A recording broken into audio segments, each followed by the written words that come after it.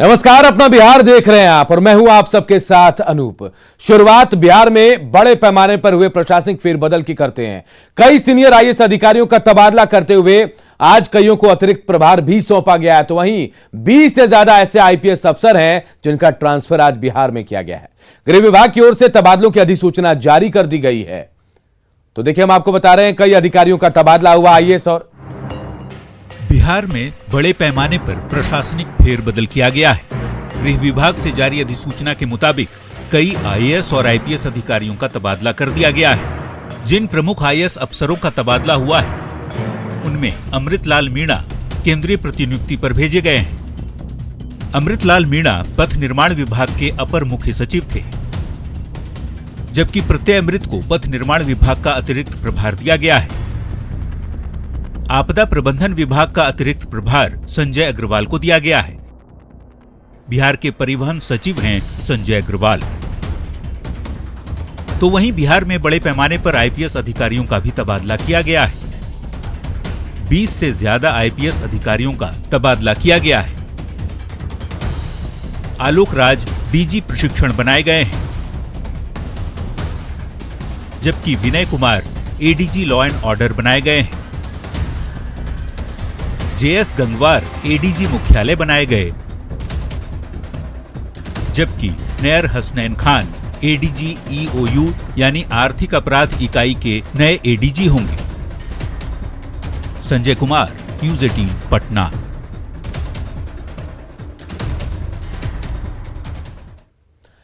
और अब बात जेडीयू की। जेडीयू संगठन में बड़े बदलाव की तैयारी की जा रही है। पार्टी के राष्ट्रीय अध्यक्ष राजीव रंजन उर्फ ललन सिंह ने लोकसभा और विधानसभा प्रभारी जैसे पूर्व के पदों को खत्म कर दिया है। पटना में आज बिहार जेडीयू के सभी प्रकोष्ठ की समीक्षा बैठक बुलाई गई थी। इसमें लोकसभा और विधानसभा प्रभारी की भूमिका निभाने वाले नेताओं को संगठन में दूसरी जिम्मेदारी दी जाएगी। साथ ही पूर्व अध्यक्ष आरसीपी सिंह के करीबी माने जाने वाले प्रदेश महासचिव अनिल सिंह और मुख्यालय प्रभारी चंदन सिंह की छुट्टी कर दी गई है। बैठक के बाद ललन सिंह ने कहा कि पार्टी के अंदर किसी तरह की अनुशासनहीनता बर्दाश्त नहीं की जाएगी। पार्टी के राष्ट्रीय अध्यक्ष बनने के बाद पहली बार ललन सिंह ने यह बैठक बुलाई थी। और हमारा लक्ष्य है पार्टी को मजबूत करना। पार्टी को 2010 का जो हमारा लक्ष्य है उसको पार करना, ये हम इस लक्ष्य पर काम कर रहे हैं। और इसलिए पार्टी को एकजुट रखने के लिए जो भी कार्रवाई की जाएगी। हाँ, एक बात जरूर है कि पार्टी के अंदर अनुशासनहीनता बर्दाश्त नहीं। विधानसभा प्रभारी हम लोग ने बताया कि प्रत्येक जिला में 2 हमारे प्रदेश के पदाधिकारी जिला प्रभारी होंगे। जो जिला प्रभारी होंगे वहाँ विधानसभा का और जिला और लोकसभा का और जो भी जिला का काम है, पूरे जिला का काम वही जो हमारे प्रदेश के पदाधिकारी हैं वही देखेंगे। नगर निगमों के ग्रुप डी के कर्मचारी अपनी सेवा को नियमित करने, वेतन वृद्धि समेत 12 सूत्री मांगों को लेकर अनिश्चितकालीन स्ट्राइक पर हैं। हड़ताल का आज तीसरा दिन है और हड़ताल की वजह से पटना की सड़कों पर कचरे का अंबार लग गया है।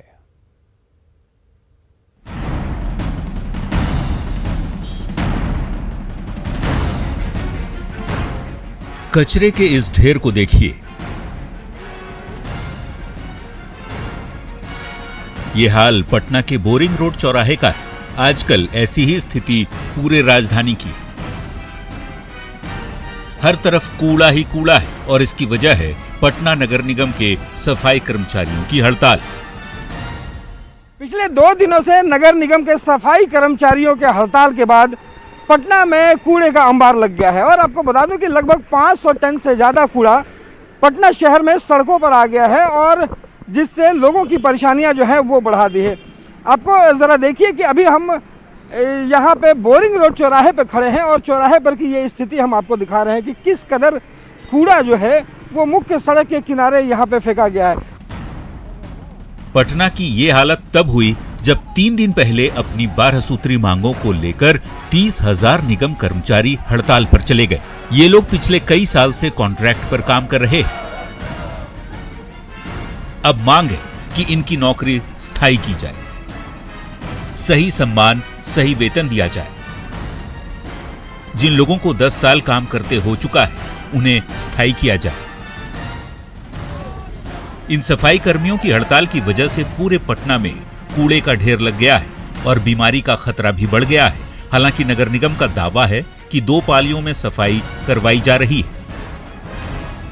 और जिस ढंग से अभी इन दिनों डेंगू हो, मलेरिया हो, तमाम बीमारियों की जो शिकायतें मिल रही हैं, लोगों को परेशानियां बढ़ी हैं, उसके बाद बारिश होने के बाद ये पूरी तरह से बदबू करने लगी है और पूरे शहर को एक ढंग से कहें तो नारकीय स्थिति जो है वो बन गई है। और यहाँ से पिछले 2 दिनों में जो हड़ताल कर्मी हैं वो पूरी तरह से सफाई व्यवस्था को ठप किए हुए हैं। इस ढंग से कचरा जो है फिर कितनी परेशानी हो रही है? बहुत ज्यादा, जो बहुत ज्यादा है। तो इसके बाद तो कोई जब बारिश होती है यहाँ पे तो ये पूरा कचरा यहाँ से वो रोड तक चला आता है, मतलब रोड क्रॉस कर इतना स्मेल करता है, हम लोग इधर से गुजरते हैं। 3 दिन की हड़ताल ने पटना में कूड़े का ढेर लगा दिया है। जरा सोचिए, अगर ये हड़ताल जल्द खत्म नहीं हुई तो पटना का क्या हाल होगा। न्यूज़ 18 के लिए पटना से रवि एस नारायण की रिपोर्ट। कोरोना की तीसरी लहर की आशंका के बीच बिहार के कई जिलों में वायरल फीवर का प्रकोप तेजी से फैल रहा है। इसमें सबसे ज्यादा संख्या बच्चों की है। राजधानी पटना से लेकर तमाम जिलों के अस्पतालों में बच्चों के लिए बनाए गए वार्ड फुल हो गए हैं। संक्रमित बच्चों के परिजन परेशान हैं तो वहीं स्वास्थ्य मंत्री खुद हालात पर नजर बनाए हुए हैं। अधिकारियों को जरूरी निर्देश भी दिया जा रहा है।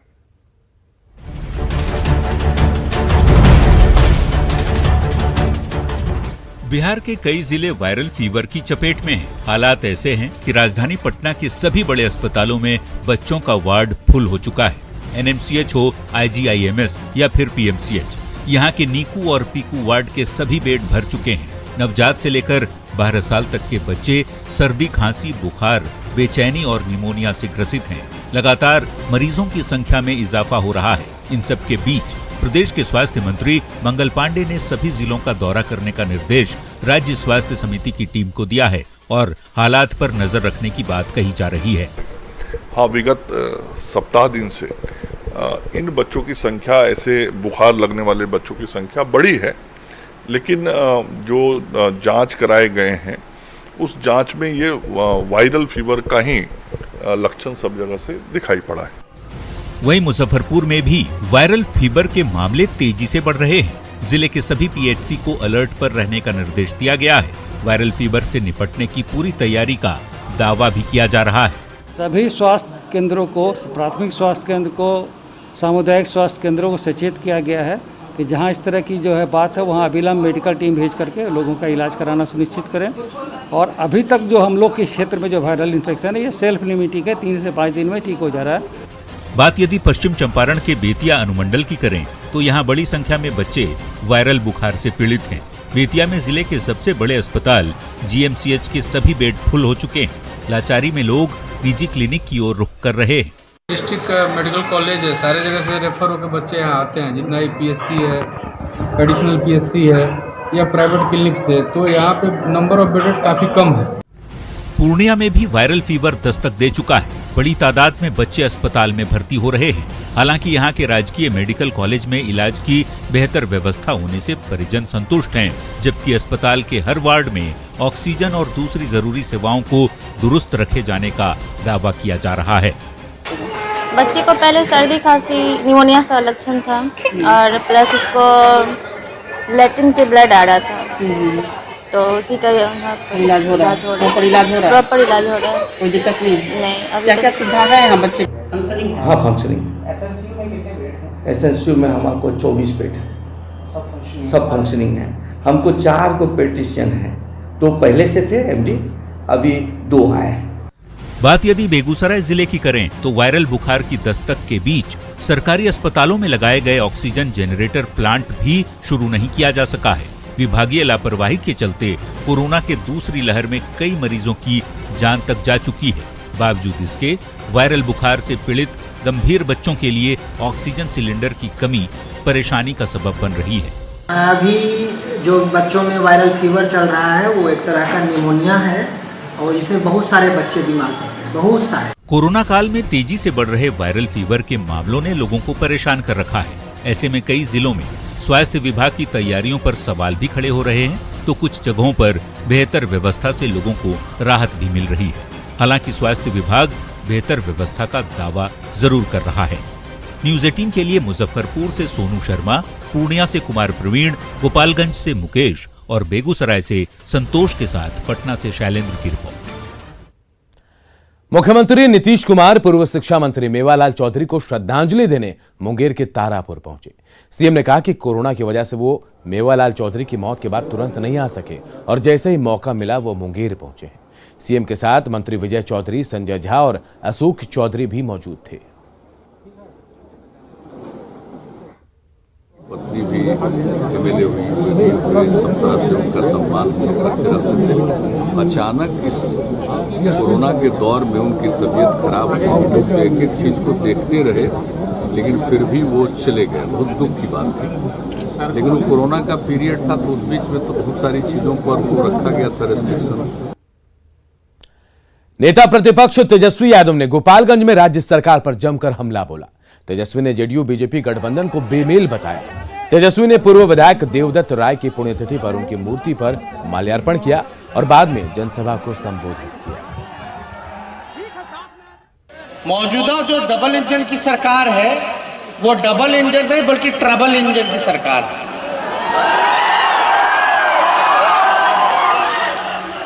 और बताइए, देश में कहीं भी आप चले जाओगे तो अगर बिहार चुनाव, बिहार परिणाम के बारे में अगर चर्चा होगी, कोई भी व्यक्ति से अगर आप पूछेगा तो सब बोलेगा कि बेईमानी किया है बेईमानों ने। तेजस्वी यादव ने पटना में रामविलास पासवान और रघुवंश प्रसाद सिंह की प्रतिमा स्थापित करने की मांग सरकार से की है। इस पर गन्ना और कानून मंत्री प्रमोद कुमार ने कहा कि न केवल इन दोनों की बल्कि भाजपा के वरिष्ठ नेता कैलाशपति मिश्र और जगबंधु अधिकारी जैसे नेताओं की प्रतिमा भी स्थापित होनी चाहिए। भाजपा की इस बारे में सरकार से पुरानी मांग रही है और आखिरी फैसला जो है सरकार को ही लेना है। मांग कर रहे हैं कि अपने कैलाशपति मिश्रा जी का प्रतिमा लग जाए। अरुण जेटली जी का तो लगा, लेकिन और भी ऐसे हम लोग कई प्रतिमा के मांग कर रहे हैं, जगबंधु अधिकारी के मांग कर रहे हैं। तो ये सब जो है हम लोग मांग कर रहे हैं। अब ये ऊपर सरकार की जो कमेटी है वो कमेटी को डिसीजन करना है। बिहार में पोटाश, क्रोमियम और निकेल के भंडार मिले हैं। भारत सरकार ने इसके खनन की इजाजत देते हुए बिहार को 4 ब्लॉक आवंटित किए हैं। इससे बिहार की आर्थिक स्थिति तो मजबूत होगी ही, रोजगार के मौके भी मिलेंगे। देश की आजादी के बाद खनिज संपदा से परिपूर्ण बिहार एक बार फिर मालामाल होने वाला है। बिहार में पोटाश, क्रोमियम और निकेल के भंडार मिले हैं। औरंगाबाद और गया में पोटाश तो रोहतास में क्रोमियम और निकेल के भंडार का पता चला है, जिसके खनन की इजाजत केंद्र सरकार ने बिहार को दे दी है। खान मंत्रालय की ओर से दिल्ली में आयोजित unlocking potential of mineral exploration में बिहार को खनन के लिए 4 ब्लॉक आवंटित किए गए। इनमें औरंगाबाद और गया जिले में पोटाश का 1-1, जबकि रोहतास जिले में क्रोमियम और निकेल का 1-1 माइनिंग ब्लॉक शामिल है। खनन ब्लॉक की अनुमति मिलने के बाद बिहार के खनन मंत्री बेहद उत्साहित हैं। बिहार प्रदेश में क्रोमियम और पोटेशियम भारी मात्रा में मिला हुआ है। उस क्षेत्र में बिहार के नौजवानों को रोजगार भी सृजन होगा और देश के प्रधानमंत्री जी ने $5 ट्रिलियन का जो सपना देखे थे, मुझे लगता है कि उसमें बिहार प्रदेश भारी मात्रा में सहयोग करेगा।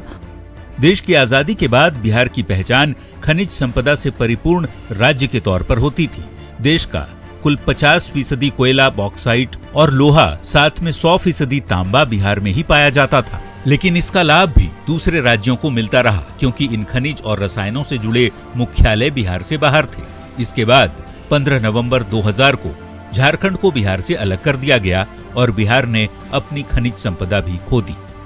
न्यूज 18 के लिए दिल्ली से अमितेश की रिपोर्ट। और बिहार के ईशान किशन का सिलेक्शन T20 वर्ल्ड कप के लिए किया गया है। इसके बाद उनके घर में जश्न का माहौल है। ईशान का पैतृक घर नवादा में है, जहां उनके परिजनों से बातचीत की हमारे सहयोगी अनिल विशाल ने।